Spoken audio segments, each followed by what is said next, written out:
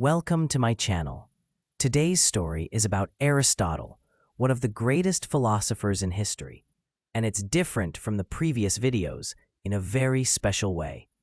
In many of the earlier stories, we might have talked about kings, warriors, or inventors, people who changed the world through power, battles, or discoveries. But Aristotle's story is about changing the world through thinking. Instead of holding a sword, he held questions. Instead of building empires with armies, he built empires of knowledge.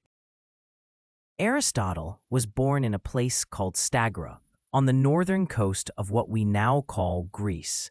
His family was not poor. His father, Nicomachus, worked as a doctor for the king of Macedon. That meant Aristotle learned early about the human body and about careful watching. A doctor must look, touch, and learn from the body in front of him. Those habits, to observe closely and to write down what you see, stayed with Aristotle his whole life. When he was a young man, he traveled to Athens, a city full of ideas and loud debates. Athens was the center of learning. At around the age of 17, Aristotle went to study at a school called the Academy. The Academy belonged to a man named Plato. Plato was older, brilliant, and commanding. He asked hard questions and did not accept easy answers.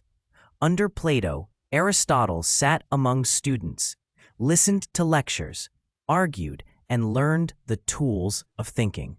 Yet, Aristotle did not simply copy his teacher.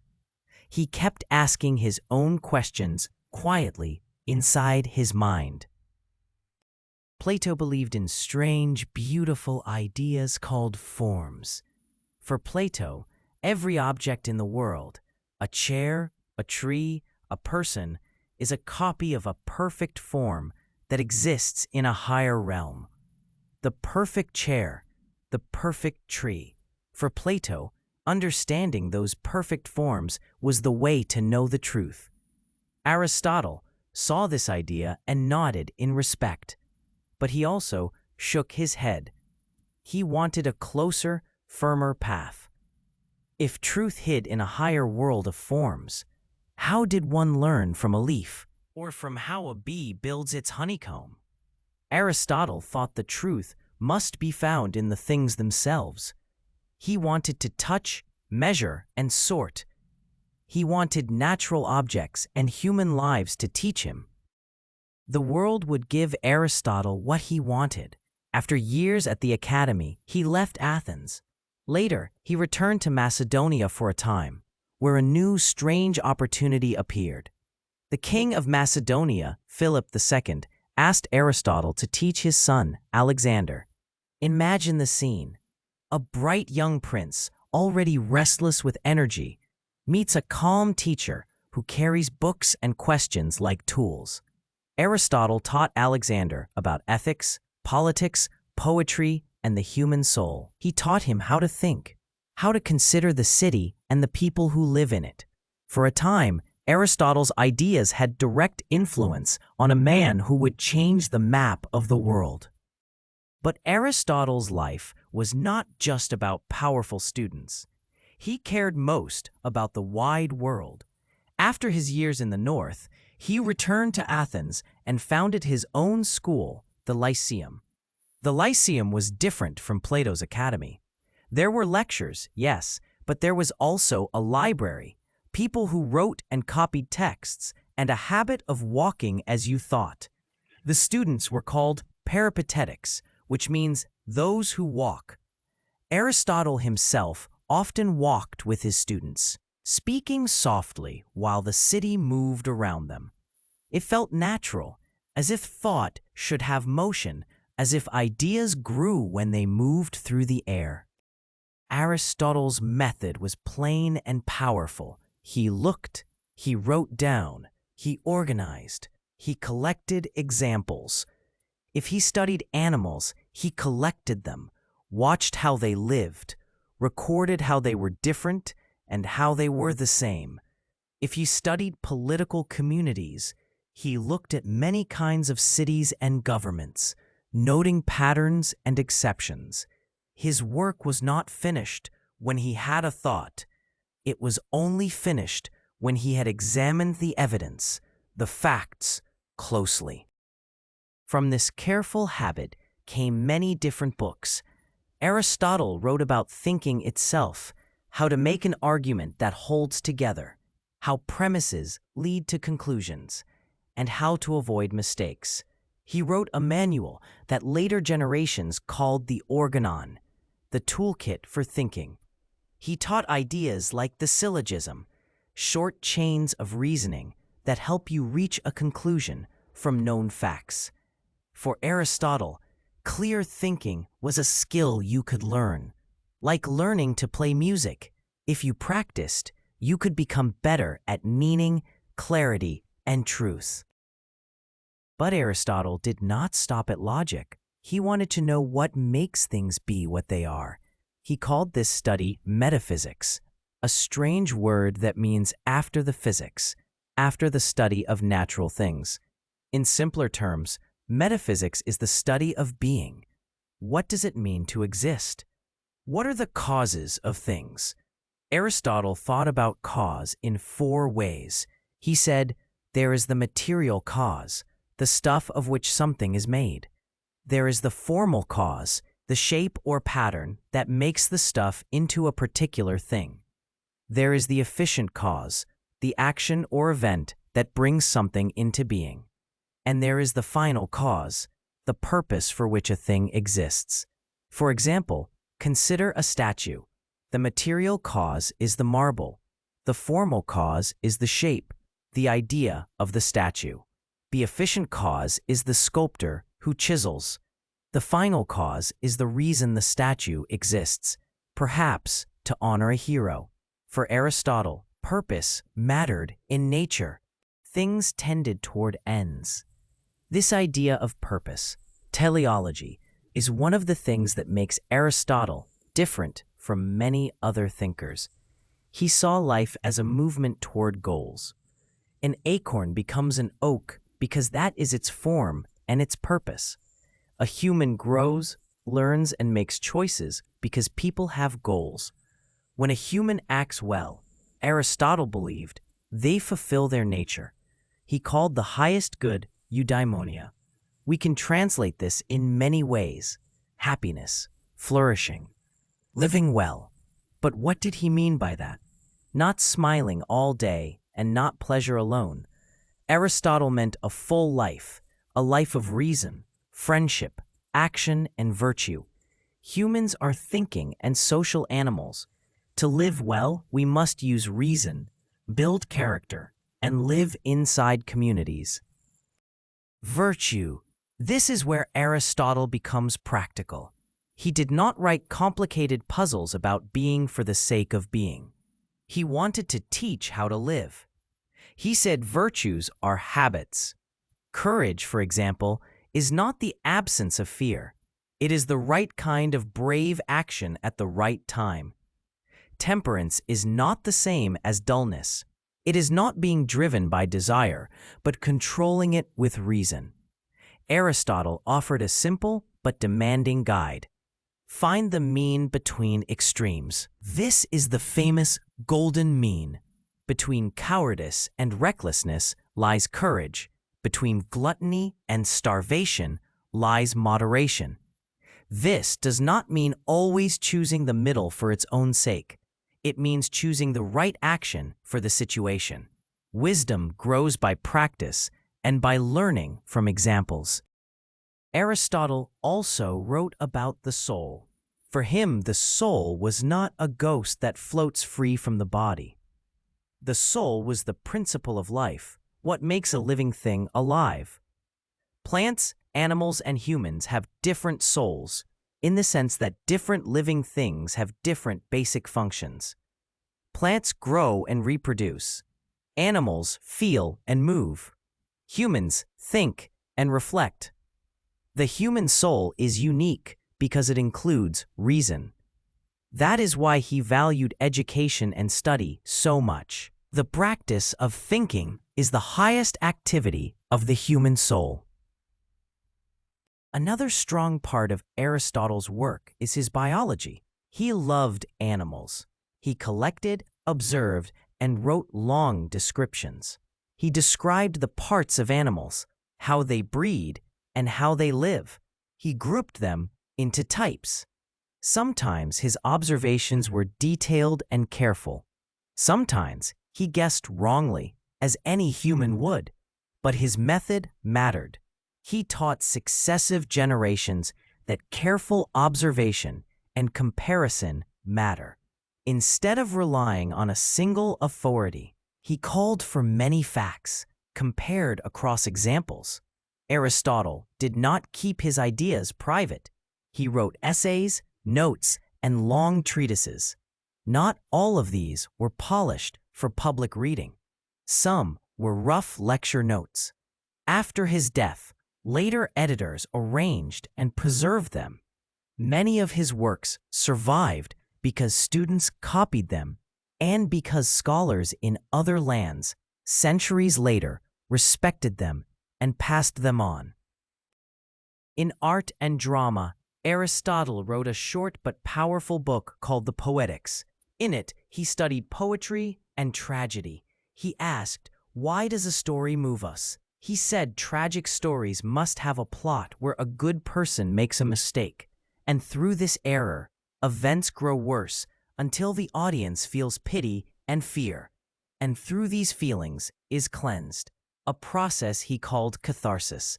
Aristotle's observations on drama teach us how stories affect our emotions. He showed that stories can shape the soul, not just mirror it. Aristotle also turned his sharp mind to politics. If humans are naturally social, how should we organize into cities and governments? Aristotle looked at constitutions and laws of many city-states. He classified governments and warned against extremes. For him, a good government promotes the common good. He argued that laws should help citizens live better lives. Politics was practical. It asked, what kind of life can we build together that helps people flourish? Through all his teaching, Aristotle liked order. He liked to classify and to label the world.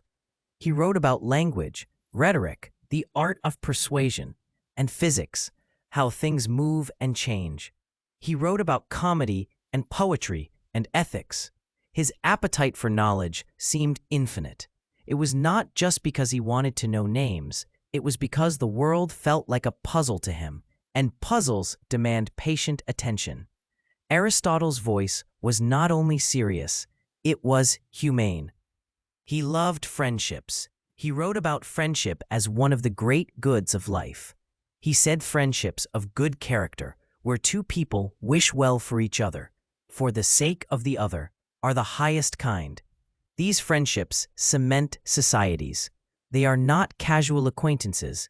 They are deep ties that help people become better. But history is not a quiet path. It has sharp turns. Aristotle lived under the shadow of politics and war. His pupil Alexander grew into a conqueror. Alexander's campaigns changed the world and brought Greek culture far east. Some people praised Aristotle's teachings as part of this expansion. Others blamed philosophers for their closeness to power. Later, when Alexander died, tensions rose in Athens. Anti-Macedonian feelings grew strong. Aristotle, who had connections with Macedon, found himself in danger. He left Athens. The story says he did not want Athens to accuse him of impiety, to do to him what had been done to Socrates many years before. He fled to a small town and died soon after, in 322 BC, at about 62 years old. The end of Aristotle's life did not end his influence. His students preserved his writings. For hundreds of years, people read, debated, and argued with his ideas. In the Islamic world, scholars translated his works and studied them closely. Later, in medieval Europe, Christian thinkers like Thomas Aquinas mixed Aristotle's ideas with religious thought. Aristotle became, in many ways, the backbone of Western learning for centuries. Even when later scientists like Galileo and Newton rejected parts of Aristotle's physics, they still owed him credit for his method: observe, gather evidence, and think carefully. What makes Aristotle so interesting for young people today? Maybe it is his mixture of clear rules and human warmth. He taught that thinking is a daily practice. He showed that philosophy is not only for old men in towers. It is for people who raise children, build cities, and cook food. He balanced ideas and life. He asked, what does it mean to live well? That question never grows old. We can imagine walking with Aristotle in the Lyceum. He walks along the shaded walkways, a scroll tucked under his arm. A student asks a question about courage. Aristotle pauses and picks up a small stone, rolls it in his hand, and says something like, "Courage is not the absence of fear. It is the right action when fear is present." He takes another step, and the right action is not the same for every person. A soldier and a shopkeeper face different challenges. The skill is to judge correctly. He stops beneath a plane tree and tells a small story about a friend who saved another while running into danger. The students listen. The lesson is practical. It stays with them because it connects to life. Aristotle's thinking also meant learning habits. He would tell his students to watch the sky and the animals, to read poetry, and to watch politics. He would tell them to write down what they noticed. He would urge them to talk with friends and to test their ideas in conversation. This active style of learning, to test, to correct, to try again, is powerful. Modern students who follow the same practice find that knowledge becomes their own. There is also something touching in Aristotle's human side. He loved the natural world with a real passion. He collected specimens, examined plants and animals, and wrote long notes on their parts and lives. He described the blood and the eggs of animals, their ways of caring for young, and their habitats. He noticed how some animals think and how others act, mostly by instinct. Even when he made mistakes, his curiosity pushed others to look closer. His love for life is a good teacher for young people. Look with care. Learn with attention. Aristotle's legacy is not the same in every age. Thinkers after him have admired some parts and rejected others. Scientists found his physics wrong in many ways. For example, the motion of falling objects or the structure of the universe. Yet they kept the habit he modeled. Do not accept statements without examining the world. In ethics and politics, his ideas still provoke thought. Is happiness a life of pleasure or of reason? How should societies shape laws? These questions remain alive. Aristotle's work is not a final answer. It is a set of tools and a way of approaching life. If a young person today were to pick a single lesson from Aristotle, it might be this: think carefully and live deliberately.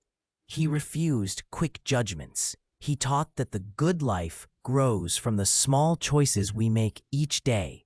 He asked us to train our desires, to form our character, and to help our communities. He believed that the highest life is the life of thought, but he did not separate thought from action. Thinking should help living, and living should sharpen thinking.